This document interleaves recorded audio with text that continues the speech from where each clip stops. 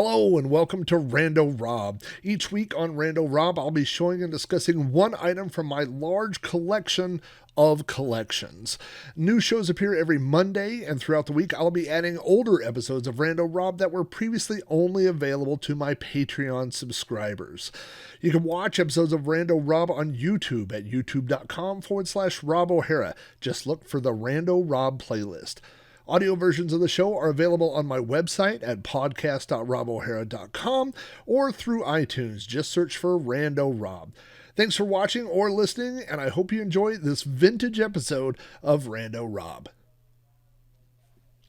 The item that I wanted to share this week is kind of an interesting software title. It is from my PC collection of software. And when I was a kid, I absolutely loved Saturday morning cartoons. If you are of a certain age, you just remember how great Saturday morning cartoons were. Now, the kids that are just a little bit younger than me, I think the 1980s are considered to be the golden age of Saturday morning cartoons. I mean, you had the Smurfs, you had Dungeons and Dragons, you had, a zillion different cartoons, everything, you had Star Wars, you had the Ewoks and the droids, you had, I could name a million cartoons, Punky Brewster. There were just so many Saturday morning cartoons. But if you're a little bit older, like I am, I'm knocking on 50 door now, the door of 50. My introduction to Saturday morning cartoons came in the 1970s, and the 70s were just a little bit different time. I was born in 73, so I was only in the 70s for 6 years, but Saturday morning cartoons were a little bit weirder. I don't know, it seemed to be like more, what would I say? I think like there was more like real life human beings that were in cartoons, there's the Brady Bunch cartoon and Speed Buggy, which I have up there, and Super Friends was probably my favorite, other than Dungeons and Dragons. Those two are my favorite Saturday morning cartoons of all time. Of course, I have right here behind me Scooby Doo, which I don't really associate with Saturday morning as a Saturday morning cartoon. That was more of like a after school, you came home and Scooby Doo would be on. But what Scooby Doo and Speed Buggy have in common is that they are both made by Hanna-Barbera. Now, Hanna-Barbera was one of the most prolific cartoon houses of the time. And a lot of their characters tended to look together. If you look up there at the picture of Speed Buggy, you can see there's a guy that looks a lot like Shaggy. There's a girl that looks a little bit like Daphne, and instead of a talking dog, there's a talking car. So there was a lot of similarities between a lot of these. But that's not all they did. They did Yogi Bear, and they did a lot of different things like that. So I was very excited when I found this, which I moved.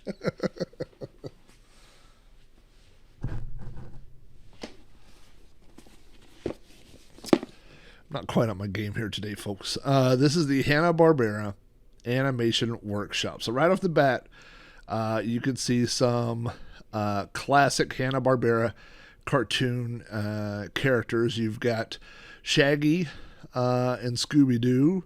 Right there, you've got Yogi Bear, you've got Fred Flintstone, you have why am I drawing a blank on the girl from the Jetsons? But the girl from the Jetsons, and then you can see that they're on the computer there. They're making a little cartoon of Fred Flintstone. They're dropping a rock on his head, That is not what sold me on this when I bought this. This is what sold me, is if you look, you can see all the different stages of animation. And look at that. So the top one you've got, like, hey, look, there's some line drawings of characters. But look at that second one. That's what you always see, in between those frames, right? Like you're drawing a frame, moving and drawing another frame. And then the third one, there's a rock hitting Fred on the head there. And then at the bottom, look at that. It's a whole cartoon. I mean, that's what's that's what they were selling with this, was that you could make your own Hanna-Barbera cartoon with this thing. Over here, there's a whole bunch of information about this. Now, here's another cool thing about this that I liked when I first saw this before I bought it, is you've got this thing that opens up here, and look at this. So you've got this.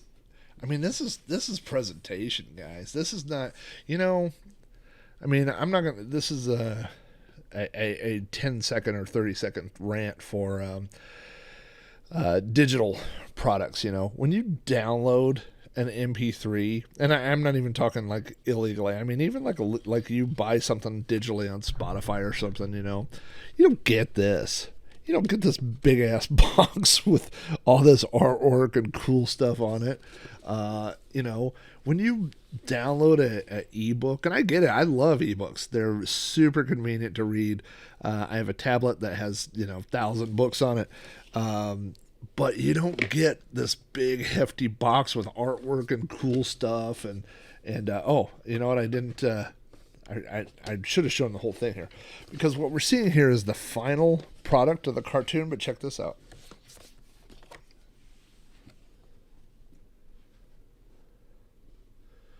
So I don't know if you can hear. I hope you can hear me over this. I'm talking over this. But you've got like the line drawing, and then you've got it being drawn in. That's cool, man. That's cool. Does that? I mean, that makes you, like, visually, you could see. You're like, look what I could do. Now, here's the bad news. This is so complicated to use that I never made a single cartoon with this. I wanted to so bad, but I never mastered the system. It's pretty complicated. There are some templates of characters that you could download, and there's some examples of animation and stuff like that. But actually using it is pretty hard. I think it would be a lot easier to just draw a cartoon, to just draw 18,000 drawings on paper. That would be easier than learning this system. A couple of quick things I'd like to mention about this product. Number one, I bought this when I was working at Best Buy, and so on Best Buy, when I worked at Best Buy, one of my job duties was to be a spy. And my boss would say, hey, we have these 10 things on sale, these 10 programs or something, and to write them down, and then they would send me, or whoever was available, but they would send someone down the street to Circuit City. And also down the street, there was a CompUSA. And so we would go there and we would write down the prices and compare them. And if things were cheaper there, Best Buy would print up a sale thing and we would make ours just a little bit cheaper. And so I would always volunteer. I thought that was really fun. I would go do that. Again, this is before, this is 95, 94, 95. So this is before cell phones and stuff like that. But I had a Palm Pilot, a very early Palm Pilot, and so I would write down the things. Did I have my Palm Pilot then? I don't remember, but I definitely remember writing down the prices and stuff like that. So I definitely remember doing that. But the best thing was CompUSA. CompUSA had these big red metal bins full of discount software, and they would have software for $5 or $10. And I'm pretty sure this was one of those items that was in the discount thing. I'm looking here on the back to see if I see price tag or anything like that. It says IBM PC. You should have a hard drive, and it comes on 3.5-inch discs. But I don't see a sticker on it from anything. In fact, this whole thing right here is a slip cover that comes off the actual box, and then inside here is the discs and the manual and everything like that. So, as a kid, I never had original software. I never had originals. I only had pirated games. We only games I had were games I downloaded. And so once I started working at Best Buy, it was so magical for me to go in and be able to touch all the different boxes, to move the things around. Sometimes they would get returned, and I could see the manuals and the discs, and it was so exciting for me to see the originals of software. And then when I would go down to CompUSA and they would have things on sale, I would buy them because they were just cheap. I mean, $5 or $10. I remember I bought Battle Chest 2000. I bought there was a Electronic Arts collection of 10 games, an adventure collection that I have over there somewhere. And this, so I would always, I'd buy them, and then I didn't always play them. I didn't always use them, but I just liked owning them. I just liked touching them and holding them and putting them on the shelf and looking at them. And like I said, I tried using this, and it didn't, it wasn't as easy as the back of this box seems to promise. The other thing I'd like to mention about this is that this seems to be, although it's not particularly valuable, it shows up on eBay for like $15 to $20. So it's not valuable, but it does seem to be relatively rare. There's no reviews of this that I could find on YouTube. There's no articles that anybody has written on the web about this product. I mean, not like an in-depth thing like, if you type in, and I don't mean some super popular game like Pac-Man or something, but I mean, even if you like the Scooby Doo game on the Commodore, if you go type that into YouTube, there's a playthrough of people playing it, but there's no footage of this on YouTube. There's nothing out there. And in fact, and this makes sense because Moby Games is mostly limited to games, but there's no entry for this on Moby Games. I mean, there's just no information out there on this. I mean, and so for a while I thought, man, this might be really rare. And sometimes rarity, again, does not equate to value. You know what I mean? So there is a maybe rarity and scarcity could be interchangeable. But there doesn't seem to be a lot of people. I don't think this was very popular. I don't think a lot of people bought this. Again, I bought it, for this shot. I mean, again, look at that. I mean, that's what it promised to me. I was going to be making my own cartoons and stuff. And down there, you can see that bottom picture. There's like, going through frame by frame and playing your cartoons. I mean, there's a lot of promise with this, but it didn't work for me. I mean, it worked, like you could install it, but it's like you had to have a degree. It just seemed drawing pictures on paper was a lot easier.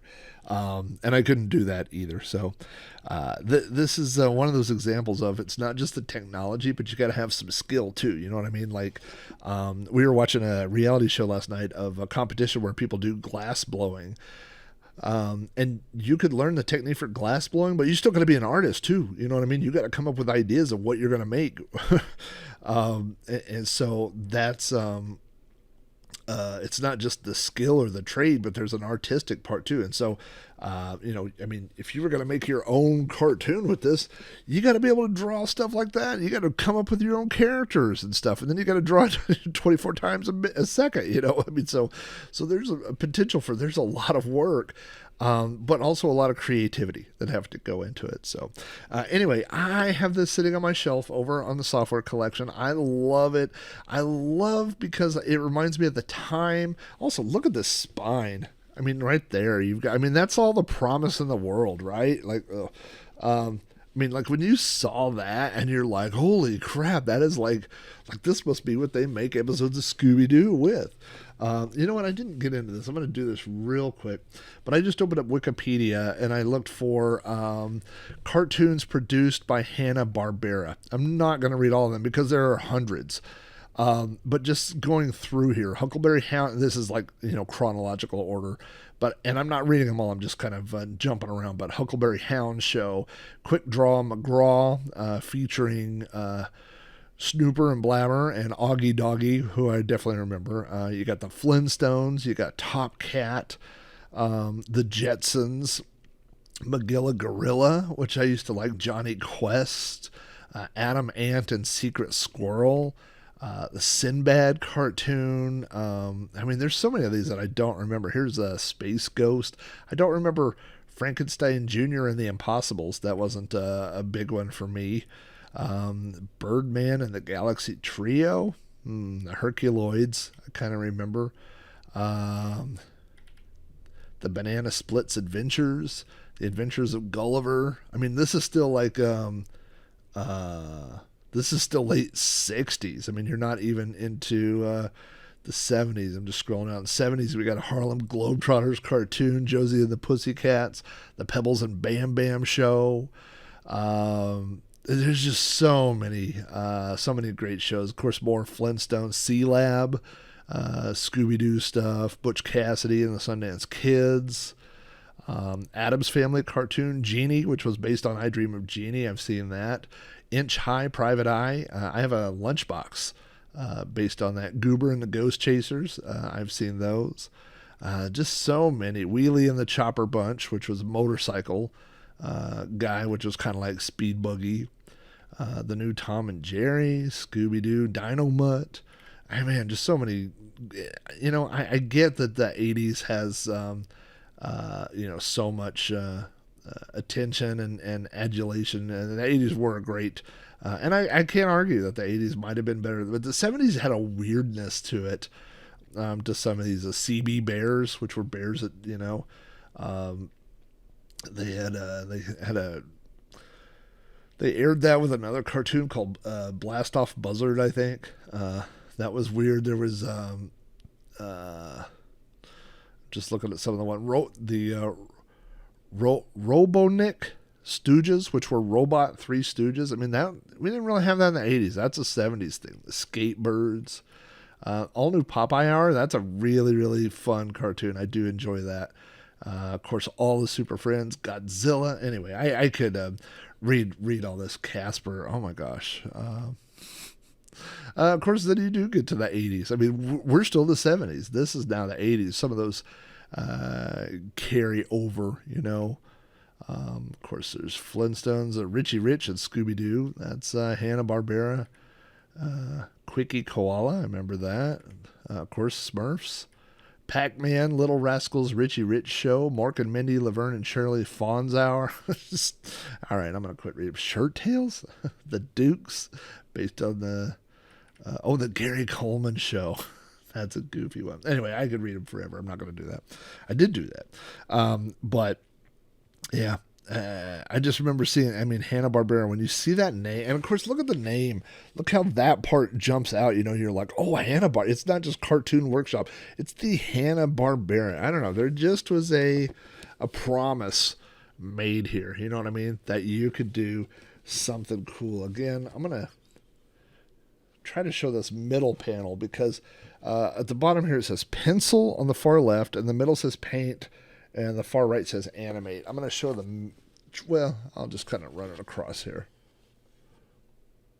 So as you can see, of course, we're going the wrong direction, so we're devolving instead of evolving the cartoon. But yeah, neat stuff, man. I enjoy this, and like I said, digital delivery for content, that's great, you know what I mean? But there's something cool about having this sitting on your shelf, and when you walk by, you're like, man, that's the Hanna-Barbera Animation Workshop in a box, brother. Right there. You buy that box, and you're going to be a cartoon powerhouse just like Hanna-Barbera. But the dream was there. Anyway, I will talk to you guys soon.